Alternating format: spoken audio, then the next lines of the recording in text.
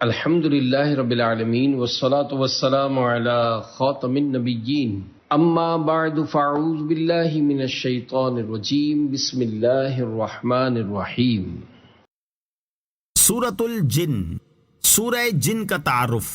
مقام نزول، سورہ جن مکہ مکرمہ میں نازل ہوئی ہے۔ رکوع اور آیات کی تعداد، اس سورت میں 2 رکوع اور 28 آیتیں ہیں۔ جن نام رکھنے کی وجہ، اس صورت میں چونکہ جنات کے احوال اور ان کے اقوال ذکر کیے گئے ہیں، اس مناسبت سے اس کا نام سورہ جن رکھا گیا۔ سورہ جن کے مضامین، اس صورت کا مرکزی مضمون یہ ہے کہ اس میں جنات سے متعلق حقائق کی خبر دی گئی ہے اور اس میں یہ مضامین بیان کیے گئے ہیں۔ نمبر 1، اس صورت کی ابتدا میں بیان فرمایا گیا کہ حضور پرنور علیہ الصلوۃ والسلام کی زبان اقدس سے قرآن مجید کی تلاوت سن کر جنات کا ایک گروہ ان پر ایمان لے آیا اور اس نے اللہ تعالیٰ کی وحدانیت کا اقرار کیا اور یہ اعلان کیا کہ اللہ تعالیٰ بیوی اور اولاد سے پاک ہے۔ نمبر 2، جنات کا انسانوں کے متعلق گمان اور ان کے ساتھ تعلق بیان کیا گیا اور یہ بتایا گیا کہ جنات فرشتوں کی باتیں چوری چھپے سننے کے لیے آسمانوں کی طرف جاتے تھے اور سید المرسلین علیہ الصلوۃ والسلام کی تشریف آوری کے بعد آسمانوں پر پہرے بٹھا دیے گئے۔ نمبر 3، جنات بھی اللہ تعالیٰ کی مخلوق ہیں اور ان میں بھی انسانوں کی طرح متعدد فرقے ہیں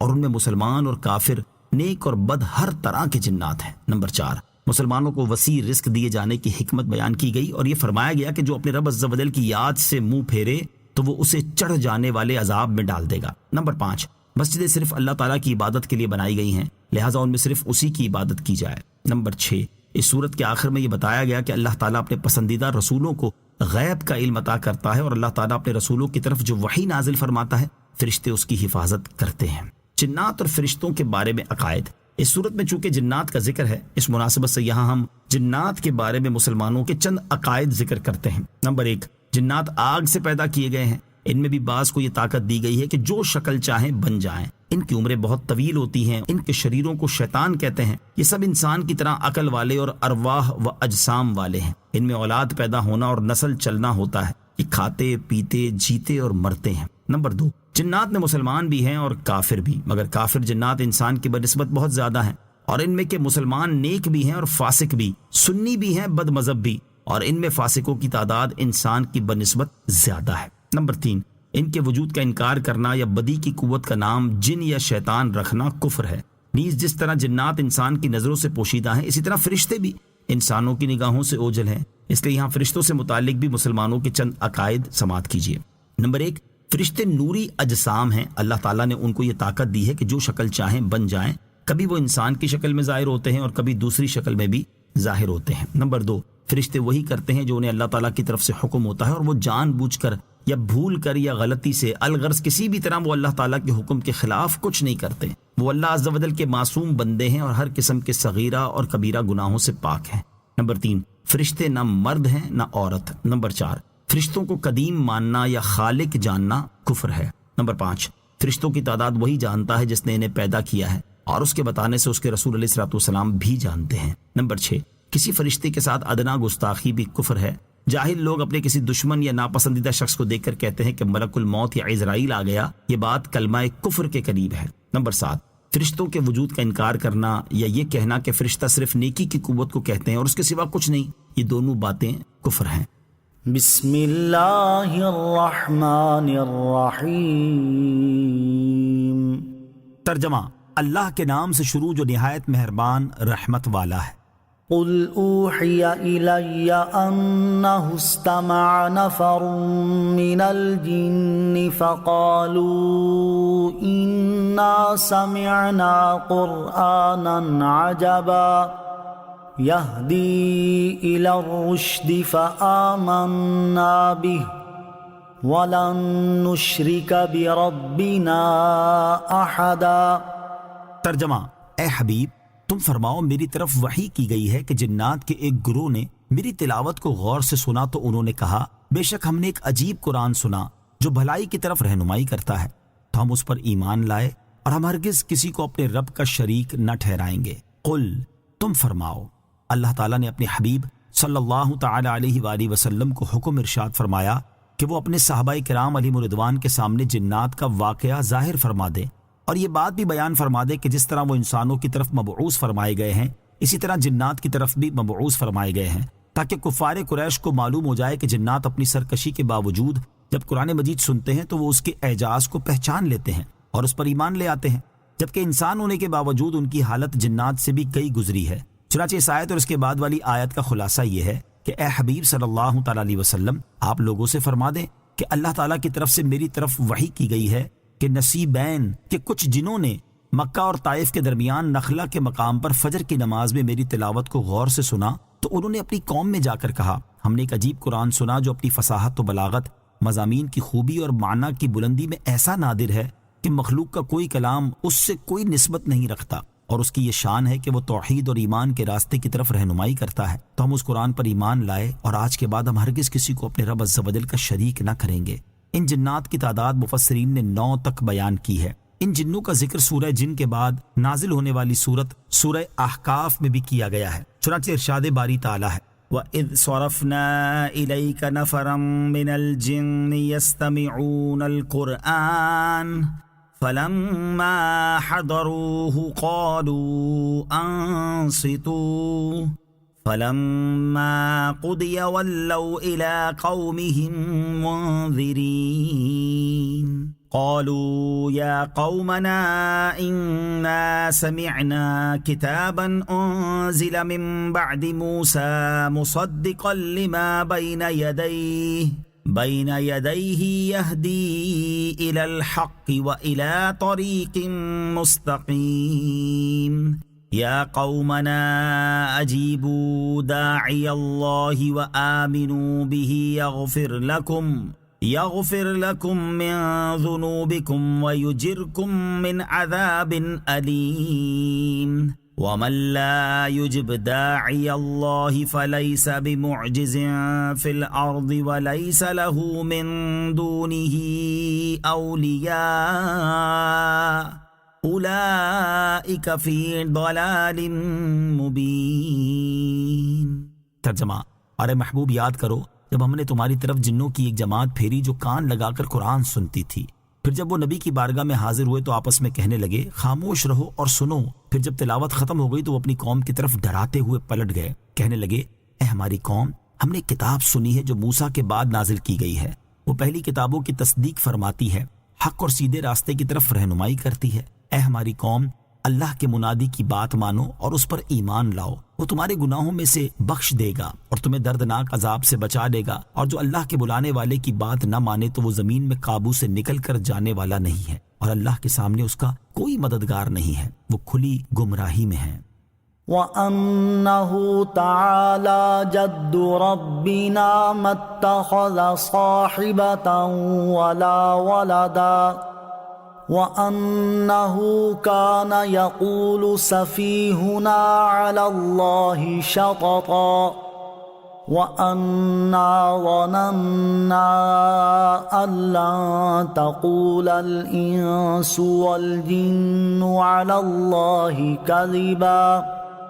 ترجمہ، اور یہ کہ ہمارے رب کی شان بہت بلند ہے، اس نے کوئی بیوی اور بچہ نہ بنایا، اور یہ کہ ہم میں سے کوئی بے وقوف ہی اللہ پر حد سے بڑھ کر بات کہتا تھا، اور یہ کہ ہم نے یہ خیال کیا تھا کہ آدمی اور جن ہرگز اللہ پر جھوٹ نہ باندھیں گے۔ وَأَنَّهُ تَعَالَى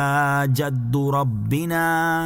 اور یہ کہ ہمارے رب کی شان بہت بلند ہے۔ اس آیت اور اس کے بعد والی 2 آیات کا خلاصہ یہ ہے کہ جب جنات نے قرآن سنا اور وہ اللہ تعالیٰ کی وحدانیت اور ایمان سے واقف ہوئے تو اس اعتقادی غلطی سے بھی آگاہ ہو گئے جو کافر انسان اور جنات اللہ تعالیٰ کے بارے میں کرتے تھے کہ اللہ تعالیٰ کے لیے مخلوق کی طرح بیوی اور بچہ مانتے تھے۔ چنانچہ ان جنات نے قوم کے سامنے کہا کہ ہمارے رب عز و جل کی شان بہت بلند ہے اور اس نے اپنے لیے کوئی بیوی اور بچہ نہیں بنایا، کیونکہ بیوی اور بچے حاجت اور ضرورت کے لیے بنائے جاتے ہیں، جبکہ اللہ تعالیٰ تو ہر نقص و عیب سے پاک ہے اور وہ ایسا بے نیاز ہے کہ اس کے لیے بیوی اور بچے کا تصور تک نہیں کیا جا سکتا۔ اور ہم میں سے کوئی بے وقوفی اللہ تعالیٰ پر حد سے بڑھ کر جھوٹی بات کہتا تھا اور اس کے لیے شریک، اولاد اور بیوی بتا کر بے ادبی کرتا تھا، اور ہم نے تو یہ خیال کیا تھا کہ آدمی اور جن ہرگز اللہ تعالیٰ پر جھوٹ نہ باندھیں گے اور اس پر بہتان نہیں لگائیں گے، اس لیے ہم ان کی ان تمام باتوں کی تصدیق کرتے تھے جو کچھ وہ اللہ تعالیٰ کی شان میں کہتے تھے، اور ان کی پیروی میں رب تعالیٰ کی طرف بیوی اور بچے کی نسبت کرتے تھے، یہاں تک کہ قرآن کریم کی ہدایت سے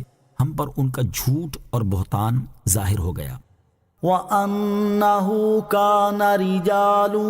مِّنَ الْإِنسِ يَعُوذُونَ بِرِجَالٍ مِّنَ الْجِنِّ فَزَادُوهُمْ رَهَقًا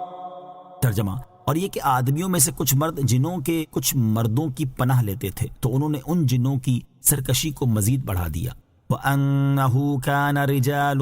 مِّنَ الْإِنسِ، اور یہ کہ آدمیوں میں سے کچھ مرد، دور جاہلیت میں عرب کے لوگ جب سفر کرتے اور کسی چٹیل میدان میں انہیں شام ہو جاتی تو وہ کہتے کہ ہم اس جگہ کے شریر جنات سے ان کے سردار کی پناہ چاہتے ہیں۔ اس طرح ان کی رات امن سے گزر جاتی۔ انسانوں کے اسی عمل کی طرف اشارہ کرتے ہوئے ان جنات نے اپنی قوم سے کہا کہ آدمیوں میں سے کچھ مرد جنوں کے کچھ مردوں کی پناہ لیتے تھے، اور جب جنات نے انسانوں کی حالت دیکھی تو وہ سمجھے کہ واقعی ہم میں بہت قدرت ہے، کیونکہ مخلوق میں سب سے بہتر یعنی انسان بھی ہمارے حاجت مند ہیں۔ انسانوں کے اسی عمل کی وجہ سے جنات میں سرکشی بڑھ گئی اور وہ شیطانوں کی پیروی کرنے اور ان کے وسوسے قبول کرنے کی طرف اور زیادہ راغب ہو گئے۔ وَأَنَّهُمْ ظَنُّوا كَمَا ظَنَنتُمْ أَن لَّن يَبْعَثَ اللَّهُ أَحَدًا۔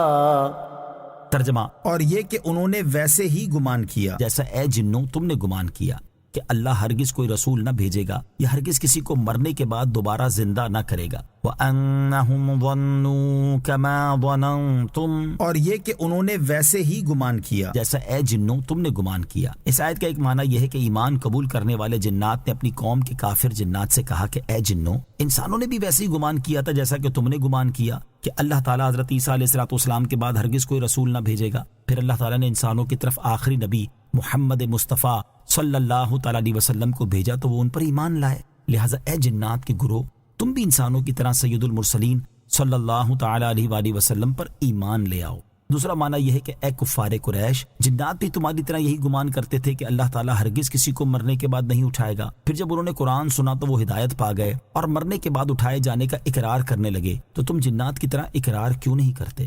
وَأَنَّا لَمَسْنَا السَّمَاءَ فَوَجَدْنَاهَا مُلِئَتْ حَرَسًا شَدِيدًا وَشُهُبًا وَأَنَّا كُنَّا نَقْعُدُ مِنْهَا مَقَاعِدَ لِلسَّمْعِ فَمَنْ يَسْتَمِعِ الْآنَ يَجِدْ لَهُ شِهَابًا رَصَدًا۔ ترجمہ، اور یہ کہ ہم نے آسمان کو چھوا تو اسے پایا کہ سخت پہرے اور آگ کی چنگاریوں سے بھر دیا گیا ہے، اور یہ کہ ہم پہلے آسمان میں سننے کے لیے کچھ بیٹھنے کی جگہوں پر بیٹھ جایا کرتے تھے، پھر اب جو کوئی سنے وہ اپنی طاق میں آگ کا شعلہ پائے گا۔ وَأَنَّا لَمَسْنَا السَّمَاءَ، اور یہ کہ ہم نے آسمان کو چھوا۔ اس آیت اور اس کے بعد والی آیت کا خلاصہ یہ ہے کہ جنات نے کہا ہم نے اپنی عادت کے مطابق آسمان والوں کا کلام سننے کے لیے آسمان دنیا پر جانا چاہا تو اسے یوں پایا کہ فرشتوں کے سخت پہرے اور آگ کی چنگاریوں سے بھر دیا گیا ہے تاکہ جنات کو آسمان والوں کی باتیں سننے کے لیے آسمان تک پہنچنے سے روکا جائے۔ حالانکہ ہم نبی کریم علیہ السلام کی تشریف آوری سے پہلے آسمان میں فرشتوں کی باتیں سننے کے لیے پہرے اور آگ کی چنگاریوں سے خالی کچھ جگہوں پر بیٹھ جایا کرتے تھے، اور نبی کریم علیہ السلام کی تشریف آوری کے بعد وہ جگہ بھر دی گئی ہیں۔ لہٰذا اب جو کوئی سننے کی کوشش کرے گا تو وہ اپنی طاق میں ستارے کی صورت میں آگ کا شعلہ پائے گا جس سے اس کو مارا جائے۔ حضرت عبداللہ ابن عباس رضی اللہ تعالیٰ عنہما فرماتے ہیں جن آسمانوں کی طرف چڑھتے اور انتہائی غور سے وحی سنتے اور ایک کلمہ سن کر 9 کلمے اپنی طرف سے ملا لیتے، ایک کلمہ تو حق ہوتا لیکن جو اضافہ کرتے وہ باطل ہوتا۔ رسول کریم علیہ السلام کی بعثت کے بعد انہیں وہاں جانے سے روک دیا گیا۔ انہوں نے یہ معاملہ ابلیس سے ذکر کیا اور اس سے پہلے انہیں ستاروں سے نہیں مارا جاتا تھا۔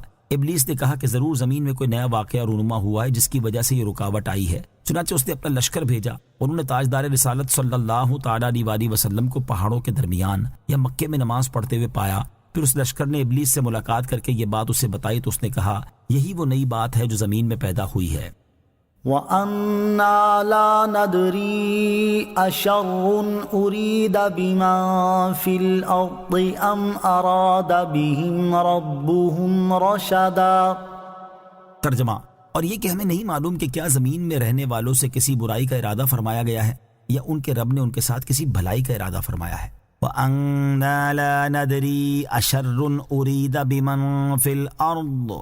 اور یہ کہ ہمیں نہیں معلوم کہ کیا زمین میں رہنے والوں سے کسی برائی کا ارادہ فرمایا گیا ہے۔ اس آیت کی تفسیر میں ایک قول یہ ہے کہ ایمان قبول کرنے والے جنات کو یہ ڈر ہوا کہ زمین پر رہنے والے بہت سارے لوگ ایمان نہیں لائیں گے۔ اس پر انہوں نے اپنی قوم سے کہا ہم نہیں جانتے کہ جس قرآن پر ہم ایمان لائے ہیں زمین پر رہنے والے اس کا انکار کرتے ہیں یا اس پر ایمان لاتے ہیں۔ دوسرا قول یہ ہے کہ ابلیس نے کہا کہ ہمیں نہیں معلوم کہ ہماری اس بندش اور روک سے اللہ تعالیٰ نے زمین والوں پر عذاب نازل کرنے کا ارادہ فرمایا ہے یا ان کی طرف کسی رسول کو بھیجنے کا ارادہ فرمایا ہے۔ تیسرا قول یہ ہے کہ جنات نے تاجدار رسالت صلی اللہ تعالیٰ علیہ وسلم کی تلاوت سننے سے پہلے آپس میں کہا کہ ہم نہیں جانتے کہ سید المرسلین صلی اللہ تعالیٰ علیہ وآلہ وسلم کو انسانوں کی طرف بھیج کر ان کے ساتھ برائی کا ارادہ فرمایا گیا ہے یا ان کی بھلائی چاہی گئی ہے، کیونکہ اگر لوگ انہیں جھٹلائیں گے تو وہ اپنے جھٹلانے کی وجہ سے سابقہ امتوں کی طرح ہلاک کر دیے جائیں گے، اور اگر ایمان لے آئیں گے تو ہدایت پا جائیں گے۔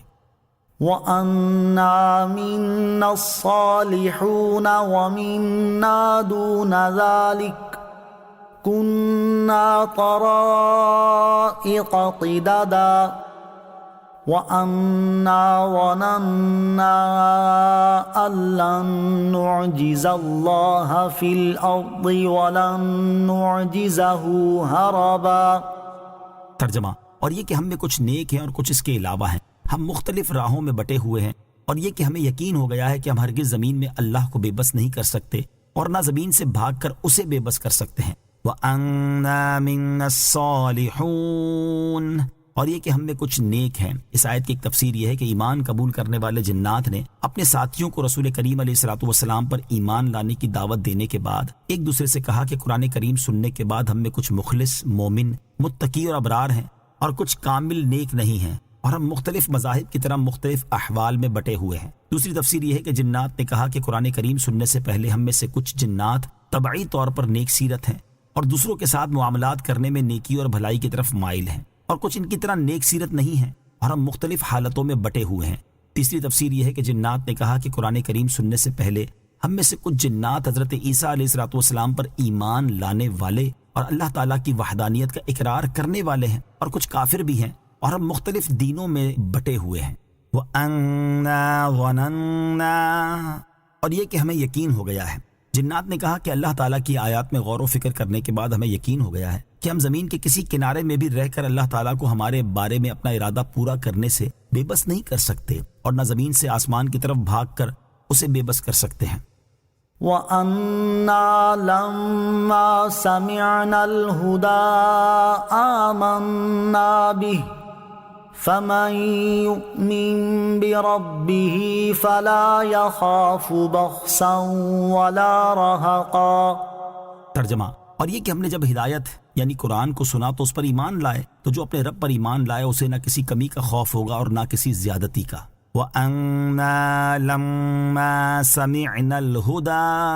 اور یہ کہ ہم نے جب ہدایت یعنی قرآن کو سنا، ایمان قبول کرنے والے جنات نے اپنے ساتھیوں سے کہا ہم نے جب اس قرآن پاک کو سنا جو سب سے سیدھی راہ دکھاتا ہے تو ہم کسی تاخیر اور شک کے بغیر فوراً اس پر اور اللہ تعالیٰ پر ایمان لے آئے، اور رسول کریم صلی اللہ تعالیٰ علیہ وآلہ وسلم کی رسالت کی تصدیق کر دی۔ تو جو اپنے رب عز و جل پر اور جس قرآن کو اس نے نازل کیا اس پر ایمان لائے تو اسے نیکیوں یا ثواب کی کسی کمی کا خوف ہے اور نہ بدیوں کی کسی زیادتی کا ڈر ہے۔ تو اے ہمارے ساتھیوں، تم بھی ہماری طرح قرآن اور نبی کریم علیہ الصلوۃ والسلام پر ایمان لے آؤ۔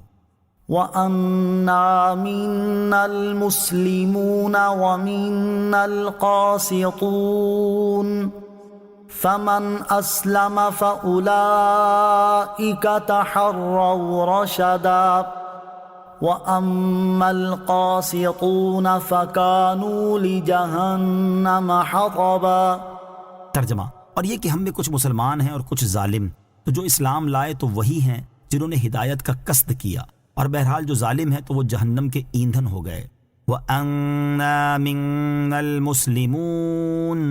اور یہ کہ ہم میں کچھ مسلمان ہیں۔ اس آیت اور اس کے بعد والی آیت کا خلاصہ یہ ہے کہ جنات نے کہا قرآن سننے کے بعد ہم مختلف ہو گئے کہ ہم میں سے کچھ جنوں نے اسلام قبول کر لیا اور کچھ نے اسلام قبول کرنے سے انکار کر دیا اور راہ حق سے پھر گئے۔ تو جنہوں نے اسلام قبول کر لیا انہوں نے تو ہدایت کا قصد کیا، ہدایت اور راہ حق کو اپنا مقصود ٹھہرایا، اور بہرحال جو کافر اور راہ حق سے پھرنے والے ہیں وہ قیامت کے دن جہنم کے ایندھن ہوں گے اور ان کے ذریعے جہنم کو بھڑکایا جائے گا۔ فَكَانُوا لِجَهَنَّمَ حَطَبًا، تو وہ جہنم کے ایندھن ہو گئے۔ اس آیت سے ثابت ہوتا ہے کہ کافر جن جہنم کی آگ کے عذاب میں گرفتار کیے جائیں گے، اور یاد رہے کہ جنات اگرچہ آگ سے پیدا کیے گئے ہیں لیکن اللہ تعالیٰ اس بات پر قادر ہے کہ وہ آگ کو آگ کے ذریعے عذاب میں مبتلا کر دے یا جنات کی حیت تبدیل کر کے انہیں عذاب دے۔ لہٰذا یہاں یہ نہیں کہا جا سکتا کہ جب جنات آگ سے پیدا کیے گئے ہیں تو انہیں آگ سے عذاب کیسے ہوگا۔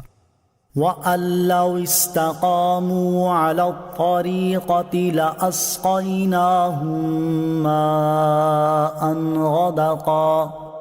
ترجمہ، اور یہ کہ اگر وہ راستے پر سیدھے ہو جاتے تو ضرور ہم انہیں وافر مقدار میں پانی دیتے. وَأَلَّوِ اسْتَقَامُوا عَلَى الطَّرِيقَةِ، اور یہ کہ اگر وہ راستے پر سیدھے ہو جاتے. اس آیت کی تفسیر یہ ہے کہ اے حبیب صلی اللہ تعالی علیہ وآلہ وسلم، آپ اپنی امت سے فرما دے کہ مجھے یہ وحی کی گئی ہے کہ اگر انسان اسلام کے راستے پر سیدھے ہو جاتے اور ایمان لے آتے تو ضرور ہم دنیا میں ان پر رزق وسیع کرتے اور انہیں کثیر پانی اور وسعت عیش عنایت فرماتے. دوسری تفسیر یہ ہے کہ اے حبیب صلی اللہ تعالی علیہ وآلہ وسلم، آپ فرما دیں مجھے یہ وحی کی گئی ہے کہ اگر کافر اپنی گمراہی کے راستے پر قائم رہتے تو ہم ان پر اپنا رزق وسیع کر دیتے. پہلی تفسیر کی نظیر یہ آیات مبارکہ ہیں. نمبر 1، وَلَوْ أَنَّهُمْ أَقَامُوا التَّوْرَاةَ وَالْإِنْجِيلَ وَمَا أُنْزِلَ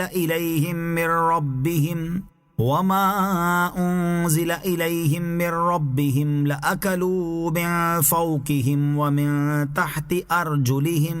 ترجمہ، اور اگر وہ تورات اور انجیل اور جو کچھ ان کی طرف ان کے رب کی جانب سے نازل کیا گیا اسے قائم کر لیتے تو انہیں ان کے اوپر سے اور ان کے قدموں کے نیچے سے رزق ملتا. نمبر 2، وَلَوْ أَنَّ أَهْلَ الْقُرَىٰ آمَنُوا وَاتَّقَوْا لَفَتَحْنَا عَلَيْهِمْ بَرَكَاتٍ مِّنَ السَّمَاءِ وَالْأَرْضِ وَلَٰكِن كَذَّبُوا فَأَخَذْنَاهُمْ بِمَا كَانُوا يَكْسِبُونَ. ترجمہ، اور اگر بستیوں والے ایمان لاتے اور تقوی اختیار کرتے تو ضرور ہم ان پر آسمان اور زمین سے برکتیں کھول دیتے، مگر انہوں نے تو جھٹلایا تو ہم نے انہیں ان کے اعمال کی وجہ سے پکڑ لیا. دوسری تفسیر کی نظیر یہ آیات مبارکہ ہیں. فَلَمَّا نَسُوا مَا ذُكِّرُوا بِهِ فَتَحْنَا عَلَيْهِمْ أَبْوَابَ كُلِّ شَيْءٍ حَتَّى إِذَا فَرِحُوا بِمَا أُوتُوا أَخَذْنَاهُمْ بَغْتَةً فَإِذَا هُمْ مُبْلِسُونَ. ترجمہ، پھر جب انہوں نے ان نصیحتوں کو بھلا دیا جو انہیں کی گئی تھی تو ہم نے ان پر ہر چیز کے دروازے کھول دیے، یہاں تک کہ جب وہ اس پر خوش ہو گئے جو انہیں دی گئی تو ہم نے اچانک انہیں پکڑ لیا، پس اب وہ مایوس ہیں. نمبر 2، أَيَحْسَبُونَ أَنَّمَا نُمِدُّهُمْ بِهِ مِن مَّالٍ وَبَنِينَ نُسَارِعُ لَهُمْ فِي الْخَيْرَاتِ بَل لَّا يَشْعُرُونَ. ترجمہ، کیا یہ خیال کر رہے ہیں کہ وہ جو ہم مال اور بیٹوں کے ساتھ ان کی مدد کر رہے ہیں تو یہ ہم ان کے لیے بھلائیوں میں جلدی کر رہے ہیں، بلکہ انہیں خبر نہیں. لِنَفْتِنَهُمْ فِيهِ وَمَن يُعْرِضْ عَن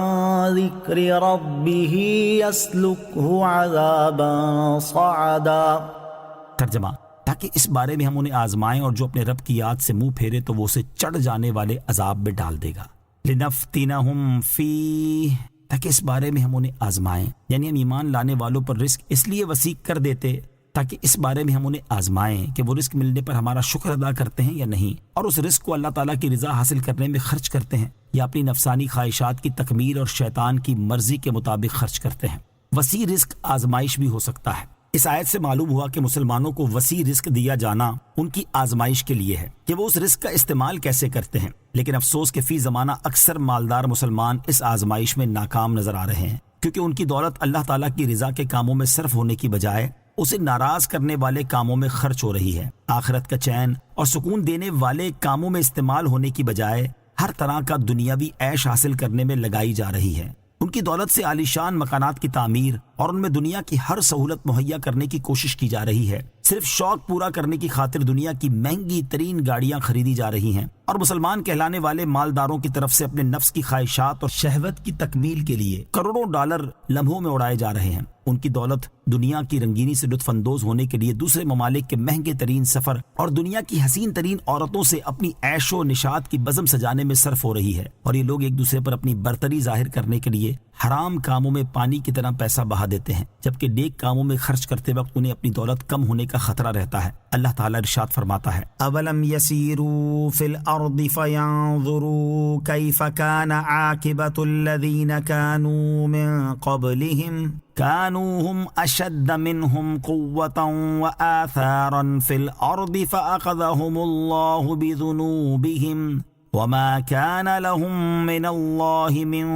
واق. ترجمہ، تو کیا انہوں نے زمین میں سفر نہ کیا تو دیکھتے کہ ان سے پہلے لوگوں کا کیسا انجام ہوا۔ وہ پہلے لوگ قوت اور زمین میں چھوڑی ہوئی نشانیوں کے اعتبار سے ان سے بڑھ کر تھے، تو اللہ نے انہیں ان کے گناہوں کے سبب پکڑ لیا اور ان کے لیے اللہ سے کوئی بچانے والا نہ تھا۔ اور ارشاد فرمایا، وعد اللہ المنافقین والمنافقات والکفار نار جہنم خالدین فیہا ہی حسبهم ولعنهم اللہ وَلَهُمْ عَذَابٌ مُقِيمٌ كَالَّذِينَ مِن قَبْلِكُمْ كَانُوا أَشَدَّ مِنكُمْ قُوَّةً وَأَكْثَرَ أَمْوَالًا وَأَوْلَادًا فَاسْتَمْتَعُوا بِخَلَاقِهِمْ فَاسْتَمْتَعْتُمْ بِخَلَاقِكُمْ كَمَا اسْتَمْتَعَ الَّذِينَ مِن قَبْلِكُمْ بِخَلَاقِهِمْ وَخُضْتُمْ كَالَّذِي خَاضُوا أُولَئِكَ حَبِطَتْ أَعْمَالُهُمْ فِي الدُّنْيَا وَالْآخِرَةِ وَأُولَئِكَ هُمُ الْخَاسِرُونَ أَلَمْ يَأْتِهِمْ نَبَأُ الَّذِينَ مِن قَبْلِهِمْ قَوْمِ نُوحٍ وَعَادٍ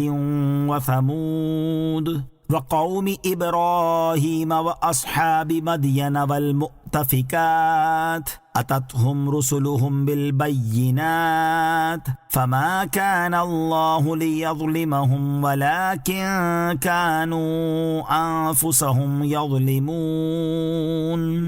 ترجمہ، اللہ نے منافق مردوں اور منافق عورتوں اور کافروں سے جہنم کی آگ کا وعدہ کیا ہے جس میں یہ ہمیشہ رہیں گے، وہ جہنم انہیں کافی ہے، اور اللہ نے ان پر لعنت فرمائی اور ان کے لیے ہمیشہ رہنے والا عذاب ہے۔ اے منافقوں، جس طرح تم سے پہلے لوگ تم سے قوت میں زیادہ مضبوط اور مال اور اولاد کی کثرت میں تم سے بڑھ کر تھے، پھر انہوں نے اپنے دنیا کے حصے سے لطف اٹھایا، تو تم بھی ویسے ہی اپنے حصے سے لطف اٹھا لو جیسے تم سے پہلے والوں نے اپنے حصوں سے فائدہ حاصل کیا، اور تم اسی طرح بےہودگی میں پڑ گئے جیسے وہ بےہودگی میں پڑے تھے۔ ان لوگوں کے تمام اعمال دنیا و آخرت میں برباد ہو گئے اور وہی لوگ گھاٹے میں ہیں۔ کیا ان کے پاس ان سے پہلے لوگوں یعنی قوم نوح اور عاد اور سمود اور قوم ابراہیم اور مدین اور الٹ جانے والی بستیوں کے مکینوں کی خبر نہ آئی؟ ان کے پاس بہت سے رسول روشن نشانیاں لے کر تشریف لائے، تو اللہ ان پر ظلم کرنے والا نہ تھا بلکہ وہ خود ہی اپنی جانوں پر ظلم کر رہے تھے۔ اے کاش دولت مند مسلمان اپنی عملی حالت پر غور کر کے اسے سدھارنے کی کوشش کریں اور اللہ تعالیٰ کا دیا ہوا مال اس کی نافرمانی میں خرچ کرنے کی بجائے صرف اس کی اطاعت و فرما برداری میں صرف کرنے کی طرف راغب ہو جائیں۔ اللہ تعالیٰ انہیں ہدایت اور عقل سلیم عطا فرمائے، آمین۔ وَمَن يُعْرِضْ عَن ذِكْرِ رَبِّهِ، اور جو اپنے رب کی یاد سے منہ پھیرے، یعنی جو قرآن پاک سے یا اللہ تعالیٰ کی وحدانیت کا اقرار کرنے سے یا اس کی عبادت کرنے سے منہ پھیرے، تو اللہ تعالیٰ اسے چڑھ جانے والے عذاب میں ڈال دے گا جس کی شدت دم بدم بڑھتی ہی جائے گی۔ اللہ تعالیٰ کے ذکر سے منہ پھیرنے والے کا انجام۔ اس آیت سے معلوم ہوا کہ جو شخص اللہ تعالیٰ کے ذکر سے منہ پھیرے اس کا انجام انتہائی دردناک ہے۔ ایسے شخص کے بارے میں ایک اور مقام پر ارشاد باری تعالیٰ ہے، وَمَنْ أَعْرَضَ عَنْ ذِكْرِي فَإِنَّ لَهُ مَعِيشَةً ضَنْكًا وَنَحْشُرُهُ يَوْمَ الْقِيَامَةِ أَعْمَى قَالَ رَبِّ لِمَ حَشَرْتَنِي أَعْمَى وَقَدْ كُنْتُ بَصِيرًا قال كذلك أتتك آياتنا فنسيتها وكذلك اليوم تنسى۔ ترجمہ، اور جس نے میرے ذکر سے منہ پھیرا تو بے شک اس کے لیے تنگ زندگی ہے اور ہم اسے قیامت کے دن اندھا اٹھائیں گے۔ وہ کہے گا، اے میرے رب، تو نے مجھے اندھا کیوں اٹھایا حالانکہ میں تو دیکھنے والا تھا؟ اللہ فرمائے گا، اسی طرح ہماری آیتیں تیرے پاس آئی تھی تو نے انہیں بھلا دیا، اور آج اسی طرح تجھے چھوڑ دیا جائے گا۔ اور ارشاد فرمایا، انما يريد الشيطان ان يوقع بينكم العداوة والبغضاء في الخمر والميسر ويصدكم عن ذكر الله وعن الصلاة فهل أنتم منتهون وَأَطِيعُوا اللَّهَ وَأَطِيعُوا الرَّسُولَ وَاحْذَرُوا فَإِن تَوَلَّيْتُمْ فَاعْلَمُوا أَنَّمَا عَلَى رَسُولِنَا الْبَلَاغُ الْمُبِينُ۔ ترجمہ، شیطان تو یہی چاہتا ہے کہ شراب اور جوئے کے ذریعے تمہارے درمیان دشمنی اور بغض و کینہ ڈال دے اور تمہیں اللہ کی یاد سے اور نماز سے روک دے۔ تو کیا تم باز آتے ہو؟ اور اللہ کا حکم مانو اور رسول کا حکم مانو اور ہوشیار رہو، پھر اگر تم پھر جاؤ تو جان لو کہ ہمارے رسول پر تو صرف واضح طور پر تبلیغ فرما دینا لازم ہے۔ اللہ تعالی ہمیں اپنی یاد میں مصروف رہنے اور اپنا ذکر کرتے رہنے کی توفیق عطا فرمائے، آمین۔ وَأَنَّ الْمَسَاجِدَ لِلَّهِ فَلَا تَدْعُوا مَعَ اللَّهِ أَحَدًا۔ ترجمہ، اور یہ کہ مسجدیں اللہ ہی کی ہیں تو اللہ کے ساتھ کسی کی عبادت نہ کرو۔ وَأَنَّ الْمَسَاجِدَ لِلَّهِ، اور یہ کہ مسجدیں اللہ ہی کی ہیں، یعنی میری طرف وحی کی گئی ہے کہ جو مکان بطور خاص نماز ادا کرنے اور اللہ تعالیٰ کے ذکر کے لیے بنائے گئے ہیں ان کا مالک اللہ تعالیٰ ہی ہے، لہٰذا اے مسلمانوں جب تم ان مسجدوں میں جاؤ تو اللہ تعالیٰ کے ساتھ کسی اور کی عبادت نہ کرو، جیسا کہ یہودیوں اور عیسائیوں کا طریقہ تھا کہ وہ اپنے گرجاؤں اور عبادت خانوں میں شرک کرتے تھے۔ اس آیت کو لے کر بعض جاہل لوگ یا رسول اللہ پکارنے کو حرام قرار دیتے ہیں، حالانکہ نبی کریم علیہ الصلوۃ والسلام کو تو مسجد میں عین حالت نماز میں پکارا جاتا ہے جب السلام علیک ایھا النبی کہا جاتا ہے۔ آیت میں پکارنے سے مراد معبود بنا کر پکارنا ہے، نہ کہ کسی بھی طرح کسی کو بھی پکارنا منع ہو جائے۔ آیت وَأَنَّ الْمَسَاجِدَ لِلَّهِ سے حاصل ہونے والی معلومات۔ نمبر 1، وقف اور احترام کے احکام میں تمام مسجدیں برابر ہیں، اگرچہ بعض مساجد میں نماز ادا کرنے پر ملنے والے اجر و ثواب میں فرق ہے۔ نمبر 2، مسجد خاص اللہ تعالیٰ کی ہے اور اس کے علاوہ کسی کی ملک ہے نہ ہو سکتی ہے۔ نمبر 3، شرک و بت پرستی ہر جگہ جرم ہے، لیکن مسجد میں زیادہ جرم ہے کہ اس میں مسجد کی بے ادبی ہے۔ وَأَنَّهُ لَمَّا قَامَ عَبْدُ اللَّهِ يَدْعُوهُ كَادُوا يَكُونُونَ عَلَيْهِ لِبَدًا۔ ترجمہ، اور یہ کہ جب اللہ کا بندہ اس کی عبادت کرنے کھڑا ہوا تو قریب تھا کہ وہ جن اس پر ہجوم کر دیتے۔ وَأَنَّهُ لَمَّا قَامَ عَبْدُ اللَّهِ يَدْعُوهُ، اور یہ کہ جب اللہ کا بندہ اس کی عبادت کرنے کھڑا ہوا، یعنی میری طرف یہ وحی کی گئی ہے کہ جب اللہ تعالیٰ کے بندے محمد مصطفیٰ صلی اللہ تعالی علیہ وآلہ وسلم نخلا کے مقام پر فجر کے وقت میں نماز پڑھنے کے لیے کھڑے ہوئے تو قریب تھا کہ وہ جن قرآن سننے کے لیے رش کرنے کی وجہ سے ایک دوسرے کے اوپر چڑھ جائیں، کیونکہ انہیں نبی کریم علیہ الصلوۃ والسلام کی عبادت، تلاوت اور آپ علیہ الصلوۃ والسلام کے صحابہ کرام علیہ رضوان کے قیام، رکوع اور سجود میں آپ کی اقتداء انتہائی عجیب اور پسندیدہ معلوم ہوئی۔ اس سے پہلے انہوں نے کبھی ایسا منظر نہ دیکھا تھا اور نہ ہی ایسا بے مثل کلام سنا تھا۔ قُلْ إِنَّمَا أَدْعُو رَبِّي وَلَا أُشْرِكُ بِهِ أَحَدًا۔ ترجمہ، تم فرماؤ میں تو اپنے رب ہی کی عبادت کرتا ہوں اور کسی کو اس کا شریک نہیں ٹھہراتا۔ قُلْ إِنَّمَا أَدْعُو رَبِّي، تم فرماؤ میں تو اپنے رب ہی کی عبادت کرتا ہوں۔ کفار مکہ نے نبی اکرم علیہ الصلوۃ والسلام سے کہا کہ بے شک آپ بہت بڑا حکم لے کر آئے ہیں، آپ اس سے رجوع کر لیں تو ہم آپ کو بچا لیں گے۔ اس پر اللہ تعالیٰ نے اپنے حبیب علیہ الصلوۃ والسلام سے ارشاد فرمایا کہ اے پیارے حبیب صلی اللہ تعالی علیہ وآلہ وسلم، آپ ان سے فرما دیں کہ میں تو اپنے رب عز و جل ہی کی عبادت کرتا ہوں اور کسی کو اس کا شریک نہیں ٹھہراتا، اور یہ کوئی ایسا نیا اور ناپسندیدہ کام نہیں ہے جس کی وجہ سے تم تعجب کر رہے ہو۔ قُلْ إِنِّي لَا أَمْلِكُ لَكُمْ ضَرًّا وَلَا رَشَدًا۔ قُلْ إِنِّي لَن يُجِيرَنِي مِنَ اللَّهِ أَحَدٌ وَلَنْ أَجِدَ مِن دُونِهِ مُلْتَحَدًا۔ ترجمہ، تم فرماؤ بے شک میں تمہارے لیے کسی نقصان اور نفع کا مالک نہیں ہوں۔ تم فرماؤ یقیناً ہرگز مجھے اللہ سے کوئی نہ بچائے گا اور ہرگز اس کے سوا کوئی پناہ نہ پاؤں گا۔ قل، تم فرماؤ یعنی اے حبیب علیہ الصلوۃ والسلام، آپ عرب کے مشرکین سے فرما دیں جو آپ کی نصیحت آپ کی طرف پھیر رہے ہیں کہ میں تمہارے کسی دینی اور دنیاوی نفع نقصان کا مالک نہیں، کیونکہ ان چیزوں کا حقیقی مالک وہ اللہ عز و جل ہے جو ہر چیز کا مالک ہے۔ قل، تم فرماؤ یعنی اے حبیب صلی اللہ تعالی علیہ وآلہ وسلم، آپ ان مشرکین سے فرما دیں کہ بالفرض اگر میں اللہ تعالیٰ کے حکم کی مخالفت کروں اور اس کے ساتھ کسی کو شریک ٹھہراؤں تو ہرگز مجھے مخلوق میں سے کوئی اللہ عز و جل کے قہر اور اس کے عذاب سے نہ بچا سکے گا، اور نہ ہی کوئی مددگار میری مدد کرے گا، اور میں سختیوں کے وقت ہرگز اس کے سوا کوئی پناہ نہ پاؤں گا۔ حضرت نوح اور حضرت صالح علیہ الصلوۃ والسلام نے بھی اپنی قوموں سے اسی طرح فرمایا تھا۔ چنانچہ جب حضرت نوح علیہ الصلوۃ والسلام سے ان کی قوم کے لوگوں نے غریب مسلمانوں کو اپنے آپ سے دور کرنے کا مطالبہ کیا تو انہیں حضرت نوح علیہ الصلوۃ والسلام نے یہ جواب دیا، وَيَا قَوْمِ مَن يَنصُرُنِي مِنَ اللَّهِ إِن طَرَدتُّهُمْ أَفَلَا تَذَكَّرُونَ۔ ترجمہ، اور میری قوم اگر میں انہیں دور کر دوں تو مجھے اللہ سے کون بچائے گا، تو کیا تم نصیحت حاصل نہیں کرتے؟ اور حضرت صالح علیہ السلام نے اپنی قوم سے فرمایا یا قوم ارأیتم ان کنت علی بینۃ من ربی وآتانی منہ رحمۃ فمن ینصرنی من اللہ ان عصیتہ۔ ترجمہ: اے میری قوم، بھلا بتاؤ کہ اگر میں اپنے رب کی طرف سے روشن دلیل پر ہوں اور اس نے مجھے اپنے پاس سے رحمت عطا فرمائی ہو، تو اگر میں اس کی نافرمانی کروں تو مجھے اس سے کون بچائے گا؟ إلا بلاغا من الله ورسالاته ومن يعص الله ورسوله فإن له نار جهنم خالدين فيها أبدا۔ ترجمہ: مگر میرا کام اللہ کی طرف سے تبلیغ اور اس کے پیغامات پہنچانا ہے، اور جو اللہ اور اس کے رسول کا حکم نہ مانے تو بے شک اس کے لیے جہنم کی آگ ہے جس میں ہمیشہ ہمیشہ رہیں گے۔ الا بلاغا من اللہ ورسالاتہ،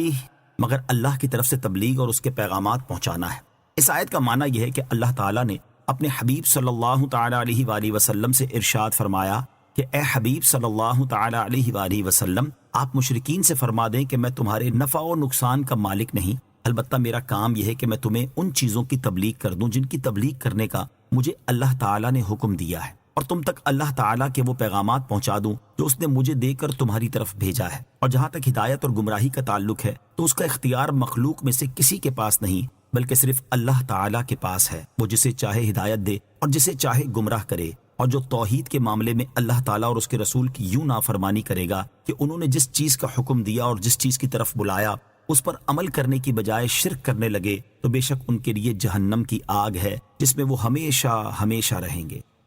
حتى إذا رأوا ما يوعدون فسيعلمون من أضعف ناصرا وأقل عددا۔ ترجمہ: یہاں تک کہ جب وہ اسے دیکھیں گے جس کی انہیں وعید سنائی جاتی تھی تو جلد جان جائیں گے کہ کس کا مددگار کمزور ہے اور کس کی تعداد کم ہے۔ حتی اذا رأوا ما یوعدون،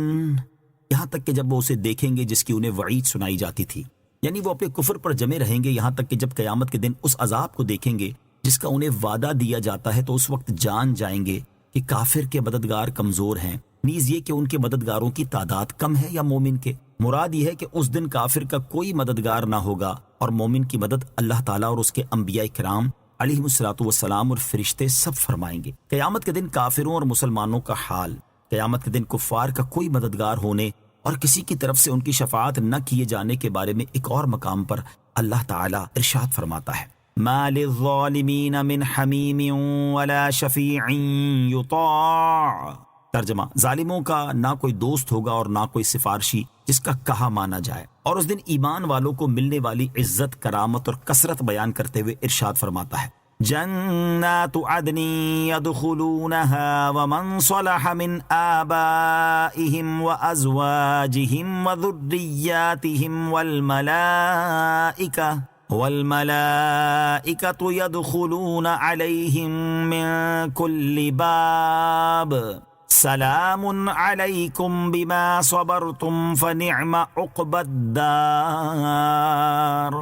ترجمہ: وہ ہمیشہ رہنے کے باغات ہیں، ان میں وہ لوگ داخل ہوں گے اور ان کے باپ دادا اور بیویوں اور اولاد میں سے جو لائق ہوں گے، اور ہر دروازے سے فرشتے ان کے پاس یہ کہتے آئیں گے تم پر سلامتی ہو کیونکہ تم نے صبر کیا، تو آخرت کا اچھا انجام کیا ہی خوب ہے۔ اور ارشاد فرمایا ان اصحاب الجنة اليوم فی شغل فاکہون هم وأزواجهم في ظلال على الأرائك متكئون لهم فيها فاكهة ولهم ما يدعون سلام قولا من رب رحيم۔ ترجمہ: بے شک جنت والے آج دل بہلانے والے کاموں میں لطف اندوز ہو رہے ہوں گے، وہ اور ان کی بیویاں تختوں پر تکیہ لگائے سایوں میں ہوں گے، ان کے لیے جنت میں پھل میوہ ہوگا اور ان کے لیے ہر وہ چیز ہوگی جو وہ مانگیں گے، مہربان رب کی طرف سے فرمایا ہوا سلام ہوگا۔ قل ان ادری اقریب ما توعدون ام یجعل له ربی امدا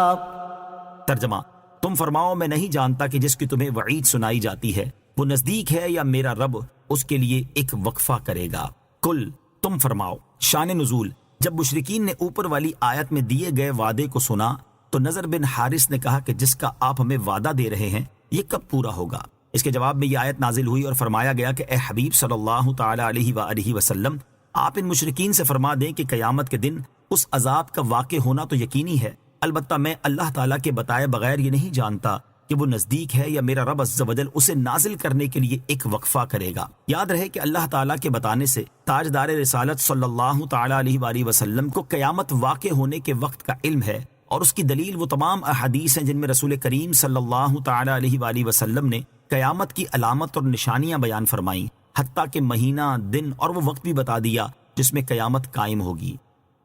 عالم الغیب فلا یظہر علی غیبہ احدا الا من ارتضى من رسول فإنه يسلك من بين يديه ومن خلفه رصدا۔ ترجمہ: غیب کا جاننے والا اپنے غیب پر کسی کو اطلاع نہیں دیتا سوائے اپنے پسندیدہ رسولوں کے کہ ان کے آگے پیچھے پہرے دار مقرر کر دیتا ہے۔ عالم الغیب، غیب کا جاننے والا۔ اس آیت اور اس کے بعد والی آیت کا خلاصہ یہ ہے کہ اللہ تعالیٰ غیب کا جاننے والا ہے تو وہ اپنے اس غیب پر جس کا علم اس کے ساتھ خاص ہے اپنے پسندیدہ رسولوں کے علاوہ کسی کو کامل اطلاع نہیں دیتا، جس سے حقیقت حال مکمل طور پر منکشف ہو جائے اور اس کے ساتھ یقین کا اعلیٰ درجہ حاصل ہو، اور رسولوں کو ان میں سے بعض غیوب کا علم کامل اطلاع اور کشف تام کے ساتھ اس لیے دیتا ہے کہ وہ علم غیب ان کے لیے معجزہ ہو، اور اللہ تعالیٰ ان رسولوں کے آگے پیچھے پہرے دار فرشتے مقرر کر دیتا ہے جو شیطان کے اختلاط سے ان کی حفاظت کرتے ہیں۔ اولیاء کے لیے غیب کا علم نہ ماننے والوں کا رد۔ معتزلہ فرقے کے لوگوں نے اس آیت سے اولیاء کے لیے علم غیب ماننے سے انکار کیا ہے۔ علامہ سعد الدین تفتازانی رحمۃ اللہ تعالی اپنی کتاب شرح مقاصد میں باطل فرقے معتزلہ کی جانب سے اولیاء کی کرامات سے انکار اور ان کے فاسد شبہات کا ذکر کر کے ان کا رد کرتے ہوئے فرماتے ہیں، معتزلہ کی 5ویں دلیل خاص علم غیب کے بارے میں ہے۔ وہ گمراہ کہتے ہیں کہ اولیاء کو غیب کا علم نہیں ہو سکتا کیونکہ اللہ عز و جل فرماتا ہے عالم الغیب فلا یظہر علی غیبہ احدا الا من ارتضی من رسول۔ غیب کا جاننے والا تو اپنے غیب پر مسلط نہیں کرتا مگر اپنے پسندیدہ رسولوں کو۔ جب غیب پر اطلاع رسولوں کے ساتھ خاص ہے تو اولیاء کیوں کر غیب جان سکتے ہیں؟ ائمہ اہل سنت نے جواب دیا کہ یہاں غیب عام نہیں جس کے یہ معنی ہو کہ کوئی غیب رسولوں کے سوا کسی کو نہیں بتاتا، جس سے مطلقاً اولیاء کے علوم غیب کی نفی ہو سکے، بلکہ یہ تو مطلق ہے، یعنی کچھ غیب ایسے ہیں کہ غیر رسول کو نہیں معلوم ہوتے، یا اس سے خاص وقوع قیامت کا وقت مراد ہے کہ خاص اس غیب کی اطلاع رسولوں کے سوا اوروں کو نہیں دیتے۔ اور اس پر قرینہ یہ ہے کہ اوپر کی آیت میں غیب قیامت ہی کا ذکر ہے، تو آیت سے صرف اتنا مطلب نکلا کہ بعض غیبوں یا خاص قیامت کے وقت کی تعیین پر اولیاء کو اطلاع نہیں ہوتی، نہ یہ کہ اولیاء کوئی غیب نہیں جانتے۔ اس پر اگر یہ شبہ قائم ہو کہ اللہ تعالیٰ تو رسولوں کا استثناء فرما رہا ہے کہ وہ ان غیبوں پر مطلع ہوتے ہیں جن کو اور لوگ نہیں جانتے، اب اگر اس سے قیامت کے وقت کی تعیین مراد ہے تو رسولوں کا بھی استثناء نہ رہے گا کہ یہ تو ان کو بھی نہیں بتایا جاتا۔ اس کا جواب یہ فرمایا کہ فرشتوں یا انسانوں میں سے بعض رسولوں کو قیامت کے وقت کی تعیین کا علم ملنا